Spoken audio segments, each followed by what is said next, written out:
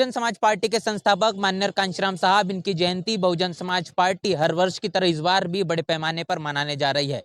कांशीराम साहब के परिनिर्वाण दिवस के उपलक्ष्य पर देखा गया कि बहुजन समाज पार्टी के राष्ट्रीय अध्यक्ष बहन मायावती के जरिए 9 अक्टूबर को लखनऊ के माननीय कांशीराम साहब स्मारक स्थल पर जो विशाल महारैली हुई, उसमें उमड़े जनसैलाब से ये बात कहने की पता चल गई कि बसपा को लेकर तमाम जो सवाल निशान खड़े किए जा रहे थे कि बसपा खत्म हो चुकी है, बसपा का कोई अभी वजूद नजर नहीं आता, उन तमाम सवालों पर अंकुश लग चुका है। लेकिन इस बार बहुजन समाज पार्टी के जरिए जो चुनावी मैदान में उतरने से पहले की जो तैयारियां है, ये तैयारियां बताती है कि बसपा अब अपने पूरी तरीके से सुपर एक्टिव मोड में नजर आ रही है। इस वक्त मैं बहुजन समाज पार्टी के लखनऊ प्रदेश का जो मंडल कार्यालय है, इस मंडल कार्यालय में मौजूद हूँ। बहुजन समाज पार्टी के उत्तर प्रदेश के प्रदेश अध्यक्ष विश्वनाथ पाल, इनकी बड़ी बैठक इस वक्त शुरू है। इस बैठक में बता दें कि बहुजन समाज पार्टी के संस्थापक माननीय कांशीराम साहब, इनकी जयंती को मनाने की पूरी रूपरेखा समझाई जा रही है। खासतौर पर इस बात को भी साझा करने का सिलसिला जारी है कि समाजवादी पार्टी के नेता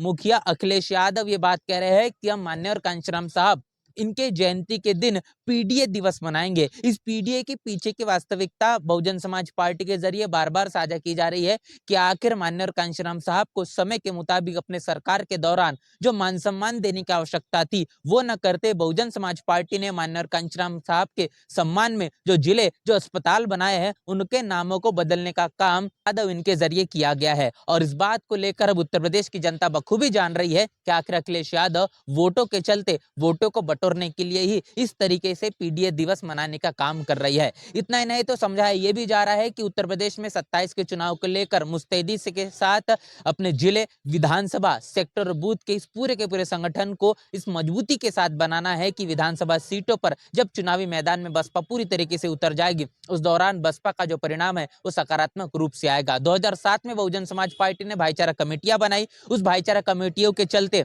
बहुजन समाज पार्टी ने सर्वजन समाज को जो जोड़ने का काम किया है, उसी फार्मूले पर फिर एक बार बहुजन समाज पार्टी इस बार भी नजर आ रही है। माननीय कांशीराम साहब, इनके जयंती के उपलक्ष्य पर बता दें, बहुजन समाज पार्टी के जरिए फिर एक बार बहन मायावती के दिशा निर्देशों पर बहुजन समाज पार्टी के संस्थापक माननीय कांशीराम साहब, इनके सम्मान में बने स्मारक स्थल पर सुबह 8 बजे बहुजन समाज पार्टी के तकरीबन 12 मंडल के तमाम पदाधिकारी, कार्यकर्ता, समर्थक, हितचिंतक ये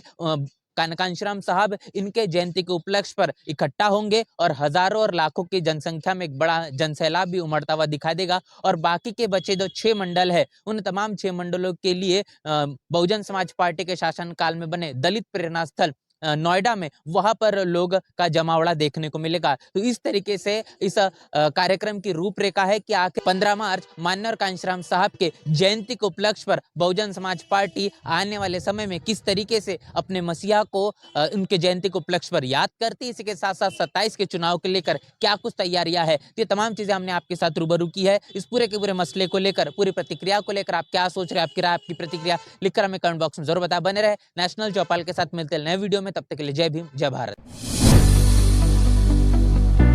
बहुजन समाज की हर खबर पाने के लिए चैनल को सब्सक्राइब करें, लाइक करें, शेयर करें। नेशनल चौपाल को बचाने के लिए ज्वाइन बटन क्लिक करके चैनल की सदस्यता लें और चैनल को आर्थिक मदद करें।